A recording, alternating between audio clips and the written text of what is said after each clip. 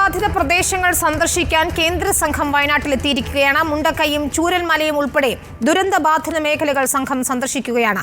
ദുരന്തബാധിത മേഖലയിൽ നിന്ന് മുഴുവൻ ആളുകളെയും മാറ്റിപ്പാർപ്പിക്കണമെന്ന് കേന്ദ്ര സംഘം നിർദ്ദേശിച്ചു.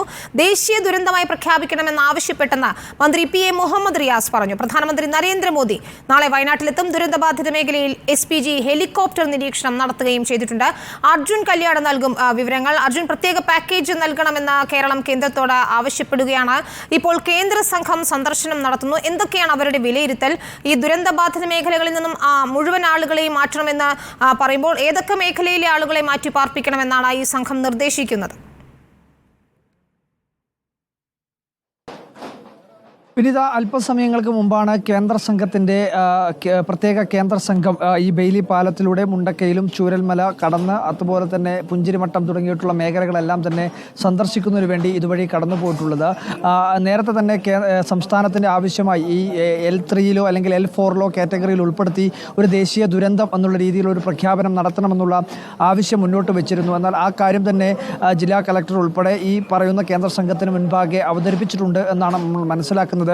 ഈ കേന്ദ്ര സംഘത്തിൻ്റെ റിപ്പോർട്ട് കൂടി പരിഗണിച്ചുകൊണ്ടായിരിക്കും കേന്ദ്ര സർക്കാർ ഏതെങ്കിലും തരത്തിലുള്ള ഒരു നിർദ്ദേശം അല്ലെങ്കിൽ ഏത് തരത്തിലുള്ള പ്രഖ്യാപനമാണ്, ഏത് തരത്തിലുള്ള പാക്കേജാണ് അനുവദിക്കേണ്ടത് എന്ന കാര്യത്തിൽ ഒരു തീരുമാനമെടുക്കുക എന്നുള്ളതാണ് മനസ്സിലാക്കുന്നത്.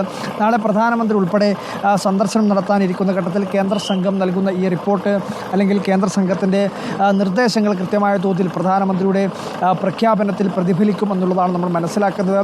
കൃത്യമായ തോതിൽ L3 അല്ലെങ്കിൽ L4 കാറ്റഗറിയിലോ ഉൾപ്പെടുത്തി കൃത്യമായ തോതിൽ സാമ്പത്തിക സഹായം ഉൾപ്പെടെ വലിയ തോതിൽ ഒരു വലിയ ദുരന്തമാണ് ഇവിടെ സംഭവിച്ചിട്ടുള്ളത്. അപ്പോൾ അതിൻ്റെ ആഘാതം കൃത്യമായ തോതിൽ ഈ കേന്ദ്ര സംഘത്തെ ബോധിപ്പിക്കുക എന്നുള്ളത് തന്നെയാണ് സംസ്ഥാനത്തിൻ്റെ ഉദ്ദേശം. കൃത്യമായ തോതിൽ അവരെ കാര്യങ്ങൾ ബോധിപ്പിക്കുക. വലിയ ഒരു ദുരന്തമാണ് ഇവിടെ സംഭവിച്ചിരിക്കുന്നത് എന്ന കാര്യത്തിൽ കൃത്യമായ തോതിലുള്ള ഒരു കാര്യങ്ങൾ കൊടുത്തുകൊണ്ട് തന്നെയുള്ള ഒരു കാര്യം അവരെ ബോധിപ്പിക്കുക. അതിനുവേണ്ടി തന്നെയാണ് ജില്ലാ കളക്ടർ ഉൾപ്പെടെ ഇവിടത്തേക്ക് കടന്നു പോവുകയും ചെയ്തിട്ടുള്ളത്. ജില്ലാ കളക്ടർ ഈ സംഘത്തിനോടൊപ്പം തന്നെയുണ്ട്.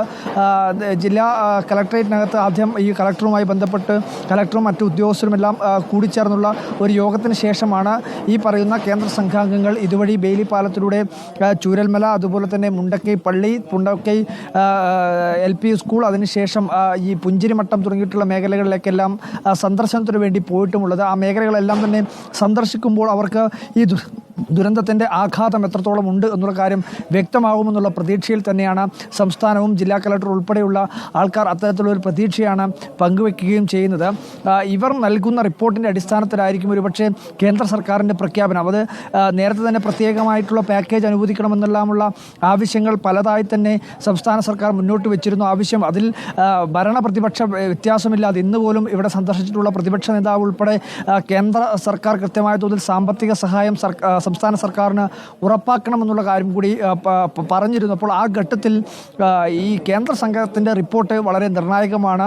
ഈ ദുരന്തത്തിൻ്റെ ആഘാതവും പ്രത്യാഘാതവും എത്രത്തോളം ഉണ്ട് എന്നുള്ള കാര്യം കൃത്യമായി വിലയിരുത്തിയതിന് ശേഷം അവർ നൽകുന്ന റിപ്പോർട്ടിൻ്റെ കൂടി അടിസ്ഥാനത്തിലായിരിക്കും കേന്ദ്ര സർക്കാർ ഏത് തരത്തിലുള്ള പാക്കേജ് ആയിരിക്കും വയനാട്ടിൽ പ്രഖ്യാപിക്കുക എന്നുള്ളത് മനസ്സിലാക്കുന്നത്. എന്തായാലും ഇപ്പോൾ ആദ്യഘട്ടത്തിൽ ഉള്ള ഒരു വിലയിരുത്തലായി ഇപ്പോൾ പുറത്തേക്ക് എത്തുന്ന വിവരമെന്ന് പറയുന്നത് ഈ മേഖലയിലുള്ള, അതായത് പുഞ്ചിരിമട്ടത്തിൽ നിന്ന് തുടങ്ങി ചൂരൽമലയിലും അതിന് താഴ്ഭാഗത്തുമൊക്കെയുള്ള ആൾക്കാരെ പരമാവധി മാറ്റിപ്പാർപ്പിക്കണമെന്നുള്ള നിർദ്ദേശം ഈ കേന്ദ്ര സംഘം ഈ ജില്ലാ ഭരണകൂടം ഉൾപ്പെടെയുള്ള അർജുൻ, ഈ ദുരന്തമുണ്ടായതിനു ശേഷം ഈ വീടുകളിലേക്ക് മടങ്ങിയ ആളുകളെ ഉൾപ്പെടെ മാറ്റണമെന്നാണോ ഉദ്ദേശിക്കുന്നത് അവർ? ഒപ്പം നാളെ പ്രധാനമന്ത്രി എത്തുന്നുണ്ട്. ഇത് ദേശീയ ദുരന്തമായി പ്രഖ്യാപിക്കണം, L3 കാറ്റഗറിയിൽ പെടുത്തണമെന്നൊരു ആവശ്യമാണ് കേരളത്തിനുള്ളത്. അക്കാര്യങ്ങളിൽ ഒരു പരിഗണന ഉണ്ടാകുമെന്ന് കരുതേണ്ടതുണ്ടോ?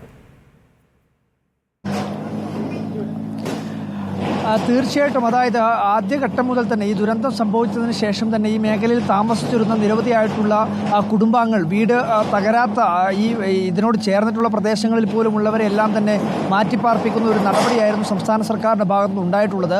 ഒരുപക്ഷെ ഇനിയും ഒരു ഉരുൾപൊട്ടൽ സാധ്യത മേഖലയായി തന്നെ ഇതിനെ കണക്കാക്കിയത് കൊണ്ടായിരിക്കണം ഈ കേന്ദ്ര സംഘം ഉൾപ്പെടെ അത്തരത്തിലുള്ളൊരു നിർദ്ദേശം ഈ ജില്ലാ ഭരണകൂടത്തിനുൾപ്പെടെ നൽകിയിട്ടുള്ളത് എന്നുള്ളതാണ് നമ്മൾ മനസ്സിലാക്കുന്നത്. പക്ഷേ അതിൻ്റെ കൃത്യമായ തോതിൽ അവരുടെ വിലയിരുത്തൽ എന്താണ്, അവർ ഈ കേന്ദ്ര സർക്കാരിന് മുന്നിൽ സമർപ്പിക്കാൻ പോകുന്ന നിർദ്ദേശം എന്താണ് തുടങ്ങിയിട്ടുള്ള കാര്യങ്ങളിലെല്ലാം തന്നെ ഒരു വ്യക്തത വന്നിട്ടില്ല. നമുക്ക് ലഭിക്കുന്ന ചില സൂചനകൾ മാത്രമാണ്. അവരുടെ പ്രതികരണവും നമുക്ക് അല്പസമയത്തിനകം തന്നെ അവർ ഈ കേന്ദ്ര സംഘം ഉൾപ്പെടെ മാധ്യമങ്ങളെ കാണുമെന്നുള്ള കാര്യം നമുക്ക് മനസ്സിലാക്കാൻ വേണ്ടി കഴിയുന്നു. പക്ഷേ അതിൽ കൃത്യമായ തോതിലൊരു അറിയിപ്പ് ലഭിച്ചിട്ടില്ല. മാധ്യമങ്ങളെ കാണുമെന്നുള്ള ഒരു അനൗദ്യോഗികമായിട്ടുള്ള വിവരങ്ങൾ മാത്രമാണ് നമുക്ക് ലഭിക്കുന്നത്. അപ്പോൾ അത്തരത്തിൽ ഈ പറയുന്ന മേഖലയിൽ പാരിസ്ഥിതിക ആഘാത പഠനം ഉൾപ്പെടെ നടത്തി കൃത്യമായ തോതിൽ ഈ മേഖല ഒരു സുരക്ഷിതമായ മേഖല ആണ് എന്ന് കണ്ടെത്തുന്നത് വരെയുള്ള കാര്യങ്ങളൊന്നും തന്നെ ആ സമയം വരെ ഇവിടെ നിന്ന് ആൾക്കാർക്ക് അല്ലെങ്കിൽ ഇവിടെ ആൾപ്പാർപ്പ് ഇല്ലാതെ ഉള്ള ഒരു സംവിധാനം ഉറപ്പുവരുത്തണമെന്നുള്ള കാര്യമാണ് മനസ്സിലാക്കുന്നത്. കാരണം ഇവിടെ ഇങ്ങനെ ഈ ഒരു മേഖല നമുക്ക് നേരത്തെ തന്നെ നമ്മൾ ദൃശ്യങ്ങളിലെല്ലാം തന്നെ വ്യക്തമായിട്ടുള്ളതാണ്. അതായത് വലിയ പാറകൾ പോലും ഏത് നിമിഷവും ഇപ്പോൾ നിലംപതിക്കാവുന്ന രീതിയിൽ പലയിടത്തും തങ്ങി നിൽക്കുന്നുണ്ട്. ശക്തമായ ഒരു മഴ പെയ്താൽ കൂത്തനെയുള്ള ഒരു ജല ഒഴുക്ക് അവിടത്തേക്ക് ഉണ്ടായിക്കഴിഞ്ഞാൽ അത് വലിയ തോതിലുള്ള ഒരു ദുരന്തത്തിന് കാരണമാകും എന്നുള്ളതാണ് പൊതുവെയുള്ള വിലയിരുത്തൽ. അപ്പോൾ ആ ഒരു വിലയിരുത്തലിൻ്റെ കൂടി അടിസ്ഥാനത്തിലായിരിക്കണം അത്തരത്തിലുള്ള ഒരു തീരുമാനത്തിലേക്ക് ഈ കേന്ദ്ര സംഘം എത്തിയിട്ടുള്ളത് എന്നുള്ളതാണ് നമ്മൾ മനസ്സിലാക്കുന്നത്. നമുക്ക് മനസ്സിലാക്കുന്നത് നേരത്തെ ഈ സ്ഥലം സന്ദർശിക്കാൻ വേണ്ടി പോയിട്ടുള്ള കേന്ദ്ര സംഘാംഗങ്ങളല്ല, അത് SPG ഉദ്യോഗസ്ഥരാണ് എന്നുള്ളതാണ് നമ്മൾ മനസ്സിലാക്കുന്നത്.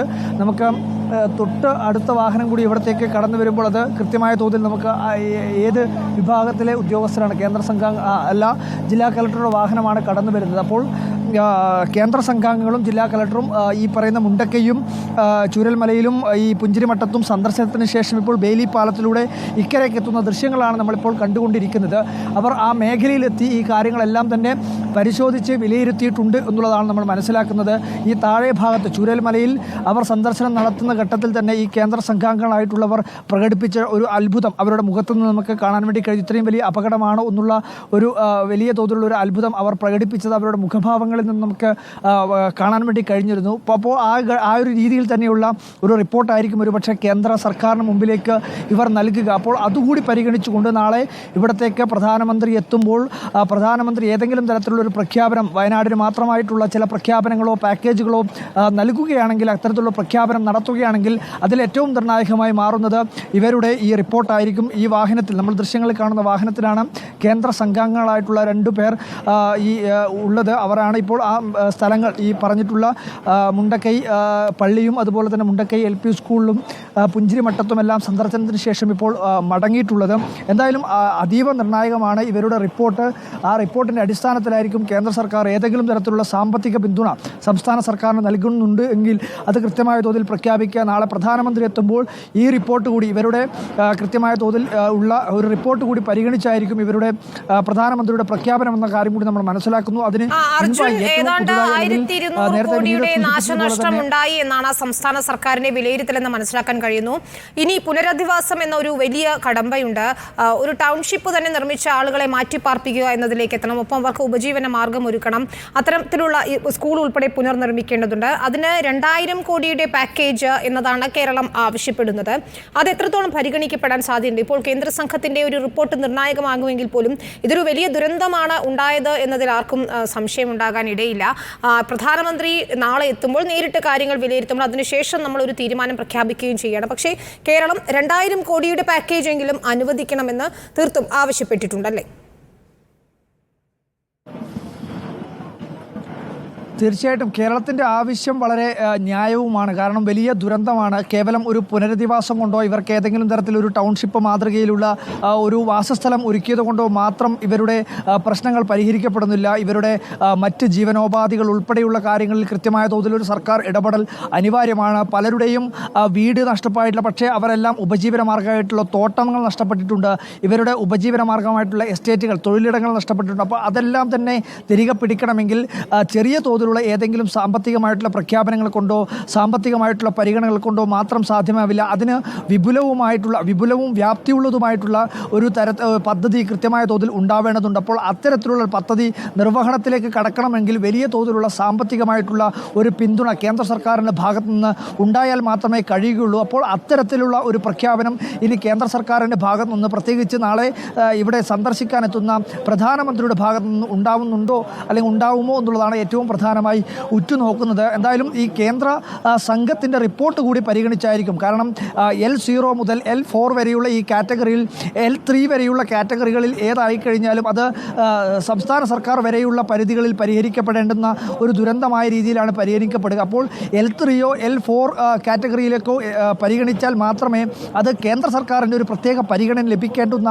ഒരു ദുരന്തമായി പരിഗണിക്കപ്പെടുകയുള്ളൂ. അപ്പോൾ L3, L4 എന്ന ഏതെങ്കിലും ഒരു കാറ്റഗറിയിൽ ഉൾപ്പെടുത്തിയിട്ടില്ല എങ്കിൽ അതൊരു പക്ഷേ സംസ്ഥാന സർക്കാരിൻ്റെ പരിധിയിലേക്ക് മാത്രം ചുരുങ്ങുന്ന ചെറിയ തോതിലുള്ള കേന്ദ്രത്തിൻ്റെ സഹായങ്ങൾ കൊണ്ട് ഒരു രീതിയിലേക്കുള്ള പരിഗണനയിലേക്ക് മാത്രം ചുരുങ്ങേണ്ടി വരും. അപ്പോൾ അത്തരത്തിലുള്ള വിഷയങ്ങൾ എന്തായാലും ഉണ്ടാകാനുള്ള ഇടയില്ല എന്നുള്ളതാണ് നമ്മൾ മനസ്സിലാക്കുന്നത്. എന്തായാലും L3 കാറ്റഗറിയിലേക്കെങ്കിലുമുള്ള ഒരു ദുരന്തമായി പ്രഖ്യാപിക്കും, അല്ലെങ്കിൽ അത്തരത്തിലുള്ള പ്രഖ്യാപിക്കണം എന്നുള്ളൊരു ആവശ്യമാണ് സംസ്ഥാന സർക്കാർ പ്രധാനമായും മുന്നോട്ട് വച്ചിരിക്കുന്നത്.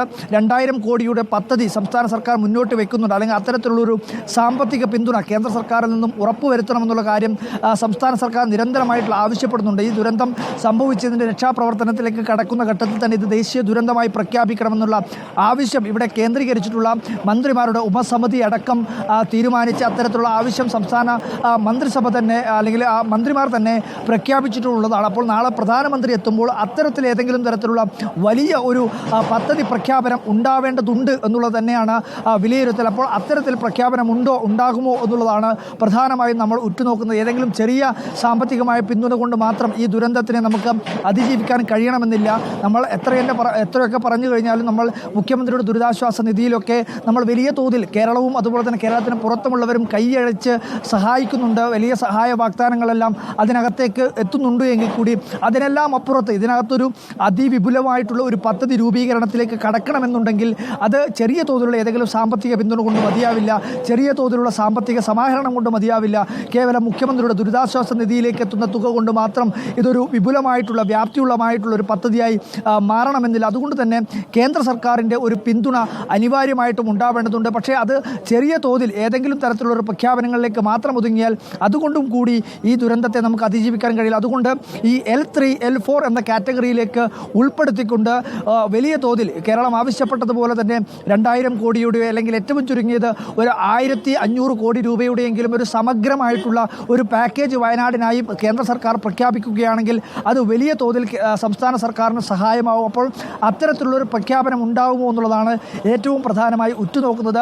ആ പ്രഖ്യാപനത്തിലേക്ക് എത്തുന്നത് പ്രധാനമന്ത്രി ഒരുപക്ഷെ നാളെ സന്ദർശനത്തിന് ശേഷമായിരിക്കും. ഏത് തരത്തിലുള്ള പ്രഖ്യാപനമാണ് എന്ന കാര്യത്തിൽ നമുക്ക് അറിയില്ല. പക്ഷേ അങ്ങനെ പ്രഖ്യാപനത്തിലേക്ക് എത്തുന്നുണ്ടെങ്കിൽ പ്രധാനമന്ത്രിയുടെ സന്ദർശനത്തിന് ശേഷമായിരിക്കും. ആ സന്ദർശനത്തിന് ശേഷം പ്രധാനമന്ത്രിയുടെ പ്രഖ്യാപനത്തിന് ആധാരമായി വർത്തിക്കാൻ വേണ്ടി പോകുന്നത്, അല്ലെങ്കിൽ അതിനെ ഒരു പരിഗണനയായി മാറാൻ വേണ്ടി പോകുന്നത് ഈ സ്ഥലം സന്ദർശിച്ചിട്ടുള്ള കേന്ദ്ര സംഘത്തിൻ്റെ റിപ്പോർട്ടിൻ്റെ അടിസ്ഥാനത്തിലായിരിക്കും. അവർ ഏത് അടിസ്ഥാനത്തിലാണ് റിപ്പോർട്ട് നൽകുന്നത്, ഈ ദുരന്തത്തിൻ്റെ വ്യാപ്തി എത്രത്തോളം ഉണ്ട് എന്നുള്ളതിൻ്റെ അടിസ്ഥാനമാക്കി നൽകുന്ന ഈ കേന്ദ്ര സർക്കാരിൻ്റെ റിപ്പോർട്ടിൻ്റെ അടിസ്ഥാനത്തിലായിരിക്കും കേന്ദ്ര സർക്കാരിൻ്റെ പ്രഖ്യാപനം ഉണ്ടാവുക. ആ പ്രഖ്യാപനമായിരിക്കും സംസ്ഥാന സർക്കാരിനും വയനാടിനും ആശ്വാസകരമായി മാറുക. നമ്മൾ ഉറ്റുനോക്കുന്നത് നാളെ പ്രധാനമന്ത്രി കൂടി എത്തുന്നുണ്ട്. കേന്ദ്ര സംഘം ഉടൻ തന്നെ റിപ്പോർട്ട് നൽകുകയും ചെയ്യും. ഏതായാലും 1200 കോടിയുടെ നഷ്ടമുണ്ടായി വയനാട്ടിലെ ഉരുൾപൊട്ടലിൽ നിന്നാണ് സംസ്ഥാന സർക്കാർ അറിയിച്ചിരിക്കുന്നത്. 2000 കോടി രൂപയുടെ പാക്കേജ് വേണമെന്നുമാണ് കേരളത്തിന്റെ ആവശ്യം. ഇതിൽ ഏതായാലും ഒരു തീരുമാനം ഉടൻ തന്നെ ഉണ്ടാകുമെന്ന് നമ്മൾ പ്രതീക്ഷിക്കുകയാണ്. പുനരധിവാസം ഉൾപ്പെടെയുള്ള കാര്യങ്ങളിൽ ഇത് നിർണായകവുമാകും.